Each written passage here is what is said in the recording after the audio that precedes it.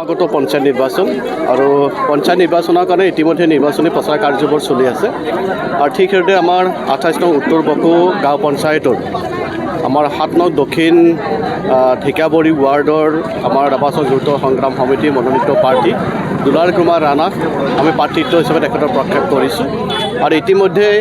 এই প্ৰচাৰ কাৰ্য চলাবৰ কাৰণে এই ভালুকঘাটৰ মাছমজিয়াত ইতিমধ্যে নিৰ্বাচনী প্ৰচাৰ কাৰ্যালয় এটা মুকলি কৰা হ'ল আৰু এই মুকলি কৰা এই সময়তে আমাৰ দক্ষিণ ঢেকিয়াবাৰী ৱাৰ্ডৰ সৰহ সংখ্যক আই মাতৃ জ্যেষ্ঠ বন্ধু বান্ধৱী সকলো ইয়াত আহি সমবেত হৈছে সহযোগ কৰিছে আৰু আমি আশা ৰাখিছোঁ যে আহি থকা দিনামুখত 28 নং উত্তৰ বকো গাঁও পঞ্চায়তৰ এখন শক্তিশালী গাঁও পঞ্চায়ত আমাক লাগে আৰু এই শক্তিশালী গাঁও পঞ্চায়তখন গঠন কৰিবৰ কাৰণে ইতিমধ্যে আমি শক্তিশালী আমি প্ৰাৰ্থিত্ব প্ৰক্ষেপ কৰিছোঁ আৰু আমি আশা ৰাখিছোঁ আমি একক সংখ্যাগৰিষ্ঠভাৱে যোৱা বছৰো আমাৰ 68 নং উত্তৰ বকো গাঁও পঞ্চায়ত আমাৰ পুৰণা যিটো নাম সেই নামেৰে সংখ্যাৰে আমি গঠন কৰিছিলোঁ আৰু এইবাৰো 28 নং উত্তৰ বকো গাঁও পঞ্চায়তৰ যিখন মানে কমিটি এই কমিটিখনক আমি একক সংখ্যাগৰিষ্ঠভাৱে আমি দখল কৰিম আৰু অহা থকা দিনসমূহত ৰাইজৰ স্বাৰ্থত ৰাইজৰ উন্নয়নৰ স্বাৰ্থত সম অধিকাৰ সমবিকাশ আৰু উন্নয়নৰ স্বাৰ্থতে ৰাইজে ভোট প্ৰদান কৰিব আৰু ৰাইজৰ প্ৰতি আমাৰ আস্থা আৰু বিশ্বাস আছে ঢেকিয়াবাৰী ৱাৰ্ড আমাৰ মনোনীত প্ৰাৰ্থী আমাৰ টিভিৰ ছবিত তেখেতে খেলিব আমাৰ দুলাল কুমাৰ ৰাণা আৰু দুলাল কুমাৰ ৰাণাক যথেষ্টভাৱে ভোট প্ৰদান কৰি তেখেতক জয়যুক্ত কৰি ৰাইজৰ কাম কাজ কৰাৰ সুযোগ আৰু আশীৰ্বাদটো ৰাইজে দিব। আজি আমাৰ এই ভালুকঘাটা সত্ৰৰ এই পবিত্ৰ ভূমিত আমাৰ 28 নং গাঁও পঞ্চায়তৰ 8 নং ৱাৰ্ডৰ ঢেকিয়াবাৰী ৱাৰ্ডৰ কাৰণে আমাৰ ৰাইজৰ দ্বাৰা মনোনীত বা ৰাইজৰ দ্বাৰা প্ৰক্ষেপিত আমাৰ প্ৰাৰ্থী আমাৰ সকলোৰে পৰিচিত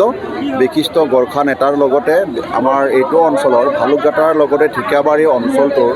সমাজৰ বিভিন্ন ক্ষেত্ৰত নিজকে জড়িত ৰাখি পেলাই নেতৃত্ব প্ৰদান কৰা দুলাল ৰাণা ডাঙৰীয়াৰ তেওঁৰ গাঁও পঞ্চায়তৰ নিৰ্বাচনৰ যিহেতু প্ৰাৰ্থী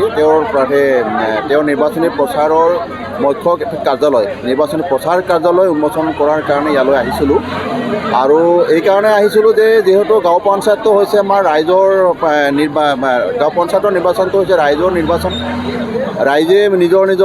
পঞ্চায়তৰ সদস্যসমূহক এইবাৰ বাছনি কৰি পেলাই পঠাই দিব গতিকে এই ক্ষেত্ৰত ৰাইজক নিশ্চয়কৈ আমাৰ ফালৰ পৰাও কিবা নহয় কিবা এটা দিহা পৰামৰ্শ দিয়াটো জৰুৰী আৰু আজি যিহেতু আমাৰ নিৰ্বাচনী প্ৰচাৰ কাৰ্যালয় উন্মোচন কৰোঁতে আমাৰ এইটো অঞ্চলৰ গোটেই জাতি বৰ্ণ ধৰ্ম নিৰ্বিশেষে আমাৰ দুলাল ৰাণা ডাঙৰীয়াৰ সমৰ্থনত ওলাই আহিছে তেনেকুৱা এটা সময়ত যে আমি আহি পেলাই যথেষ্টখিনি এটা আশা দেখিছোঁ ৰাইজে নিজৰ প্ৰতিনিধি বাছনি কৰিবৰ কাৰণে ইতিমধ্যে পণ লৈছে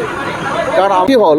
আমাৰ এই 28 নং গাঁও পঞ্চায়তৰ 7 নং জিপিত আমাৰ দুলাল ৰাণা ডাঙৰীয়া গতিকে তেখেতক আমি আজি নিৰ্বাচনী প্ৰচাৰ কাৰ্যালয় উন্মোচন কৰাৰ সময়ত সহযোগ প্ৰদান কৰিলোঁ ইতিমধ্যে আমাৰ বকো পৰিষদীয় সমষ্টিৰ আমাৰ সেই সুমিত ৰাভা ডাঙৰীয়াও আহিছিল তেওঁ নিৰ্বাচিত প্ৰতিনিধি হৈ আছে আৰু যিহেতু আমাৰ এই 28 নং গাঁও পঞ্চায়তো আমাৰ ৰাভাহাছং স্বায়ত্ত শাসিত পৰিষদৰ দুটাকৈ পৰিষদৰ সমষ্টি সামৰি লৈছে ইয়াতে 4টা ৱাৰ্ড মোৰ সমষ্টিত আছে পৰিষদৰ সমষ্টি হিচাপে কলিহা কঠৰ আৰু বকো সমষ্টি হিচাপে পৰিষদৰ 6টা ৱাৰ্ড আছে গতিকে দুয়োজনৰে আমাৰ দায়িত্ব আছে আগন্তুক দিনত ৰাইজৰ দ্বাৰা নিৰ্বাচিত প্ৰতিনিধিবিলাকৰ জৰিয়তে পঞ্চায়তখন দখল কৰা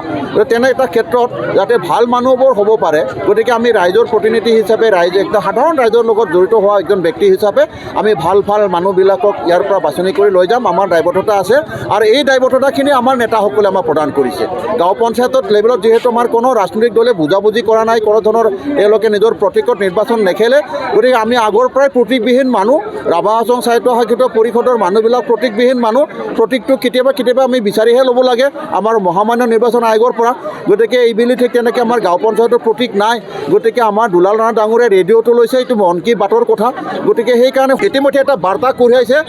যে 7 নং ৱাৰ্ডৰ পৰা 28 নং গাঁও পঞ্চায়তৰ দুলাল ৰাণা ডাঙৰীয়াক আপোনালোকে সকলোৱে নিজ গুণে বাছনি কৰি নিৰ্বাচিত কৰি পঠাই দিয়ক যাতে তেখেতক আমি গাঁও পঞ্চায়তৰ অৰ্থাৎ আহি থকা দিনত নেতা বনাব পাৰোঁ গতিকে সকলোখিনি সমষ্টিবাসী ৰাইজৰ সমৰ্থন আছে এই গাঁও পঞ্চায়তৰ গতিকে দুলাল ৰাণা ডাঙৰীয়া বিপুল ভোটত জয় হ'ব আজি আমাৰ সমৰ্থকসকল স্বতঃস্ফূৰ্তভাৱে নিৰ্বাচনী প্ৰচাৰ কাৰ্য খুলিবলৈ লওঁতেই আহি গ'ল গতিকে মই যথেষ্ট সম্ভাৱনা দেখিছোঁ যথেষ্ট ভাল পাইছোঁ যে আমাৰ দ্বাৰা যে আমাৰ দুলাল ৰাণাক আমি প্ৰক্ষেপ কৰিলে এইটো ভুল হোৱা নাই এইটো শুদ্ধ হৈছে আৰু সৰ্বসাধাৰণ ৰাইজে তেখেতক বিপুল ভোটত এটাও ভোট বেলেগত যাব নিদিয়ে গতিকে বিপুল ভোটত তেখেতক নিৰ্বাচিত কৰিব আৰু ডক্টৰ হিমন্ত বিশ্ব শৰ্মা ডাঙৰীয়া আমাৰ মাননীয় অসমৰ মুখ্যমন্ত্ৰী আৰু ৰাভা হাজং সাহিত্য পৰিষদৰ মুখ্য কাৰ্য্য সদস্য মাননীয় ইঞ্জিনিয়াৰ টংকেশ্বৰ ৰাভা তেখেত লোক দুজনৰ আমাৰ এই মহান নেতা দুজনৰ সপোন আগন্তুক এই গাঁও পঞ্চায়তত দুলাল নানা ডাঙৰীয়াৰ জৰিয়তে আমি ফলিয়াবৰ কাৰণে বা সেই সপোনক বাস্তৱ কৰাৰ কাৰণে আগবাঢ়িব পাৰিম ধন্যবাদ আজি 28 নং উত্তৰ বকো গাঁও পঞ্চায়তৰ 7 নং ঢেকীয়াবাৰী ৱাৰ্ডৰ নিৰ্বাচনী মুখ্য কাৰ্যালয় উন্মোচনীৰ সময়ত অহা সন্মানীয় সংবাদকৰ্মীসকল আমাৰ মাজত ইতিমধ্যে উপস্থিত হোৱা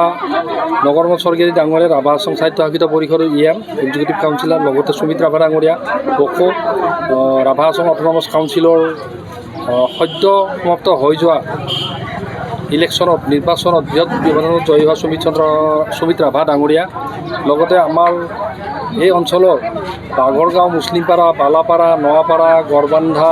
নেপালীপাৰা আৰু সত্ৰ নিবাসী সন্মানীয় ঢেকীয়াবাৰীৰ ৰাইজ যে আমি আজি ঢেকীয়াবাৰী 7 নং ৱাৰ্ডৰ মুখ্য নিৰ্বাচনী কাৰ্যালয়টো আমি ইতিমধ্যে উন্মোচন কৰিলোঁ গতিকে আমাৰ এই ঢেকীয়াবাৰী ৱাৰ্ডটো সুদূৰ আপোনাৰ পাৰ্বতী পাহাৰৰ ওচৰৰ পৰা আমাৰ ভালুকঘাটা সত্ৰলৈকে পৰে মোৰ ইয়াত ভোটাৰৰ সংখ্যা হ'ল 1650 গতিকে আমি ইয়াত আমাৰ ৱাৰ্ডটোত বিভিন্ন জাতি ধৰ্ম বৰ্ণ নিৰ্বিশেষে আমি বসবাস কৰি আছোঁ ইয়াত আমাৰ মহম্মদিয়ান ভাইসকলো আছে আমাৰ ইয়াত ৰাভা বড়ো গোৰ্খা দাস কলিতা কোচ ব্ৰাহ্মণ গোটেই সম্প্ৰদায়ৰ বাৰে ৰহণীয়া আমি হেৰিৰে আমি বসবাস কৰি আছোঁ তো এইবেলি মই 7 নং ৱাৰ্ডত পঞ্চায়ত নিৰ্বাচনত সদস্য পদত মনোনীত হৈছোঁ আৰু ইতিমধ্যে মই প্ৰচাৰ কাৰ্য আৰম্ভ কৰিছোঁ মোৰ চিহ্নটো হৈছে ৰেডিঅ' গতিকে এই ৰেডিঅ'ৰ ছবিত আজিৰ ৰাইজৰ যিটো সঁহাৰি নিশ্চয় বৃহৎ ব্যৱধানত জয়ী হ'ম যে আমি জানো যে ভাৰতবৰ্ষ স্বাধীন হোৱা আজি মোটামুটি 80 বছৰ হ'ব 2 বছৰ কম 80 বছৰ হ'ব কিন্তু আমি আজিও ইমান পিছ পৰিছোঁ আমাৰ গ্ৰাম্য অঞ্চলত বিভিন্ন ৰাস্তা ঘাট যাতায়াতৰ ব্যৱস্থা শিক্ষা খোৱা পানী জলসিঞ্চন আদিকে কৰি আমাৰ ব্যক্তিগত কিছুমান সুবিধাসমূহ এতিয়ালৈকে জনসাধাৰণে পোৱা নাই মানে 80% এতিয়াও আমি ভাৰতবৰ্ষৰ আমি গাঁওসমূহত অসুবিধাৰ সন্মুখীন হৈ আছোঁ গতিকে আমাৰ গাঁওসমূহ যদি উন্নয়ন কৰিব লাগে তেতিয়াহ'লে নিশ্চয় পঞ্চায়ত ব্যৱস্থাৰ জৰিয়তে আমি কৰিব লাগিব গতিকে মই ভাবিছোঁ এইবেলি যদি মোক ৰাইজে সেইখিনি সহায় সহযোগ কৰে তেতিয়াহ'লে পঞ্চায়তৰ জৰিয়তে যিখিনি সাধাৰণ ৰাইজৰ মাজত সা সুবিধা আহে আমি বিকেন্দ্ৰীকৰণ সৰ্বসাধাৰণ ৰাইজৰ মাজত যিটো ক্ষমতাৰ বিকেন্দ্ৰীকৰণ সেই ব্যৱস্থাটো আনি সৰ্বসাধাৰণ ৰাইজক পৰ্যায়ক্ৰমে মই যিখিনি পাৰোঁ সহায় সহযোগিতা আগবঢ়াম বুলি মই ভাবিছোঁ আৰু নিশ্চয় সেইখিনি সুবিধা আমাৰ ৰাইজে মোক কৰি দিব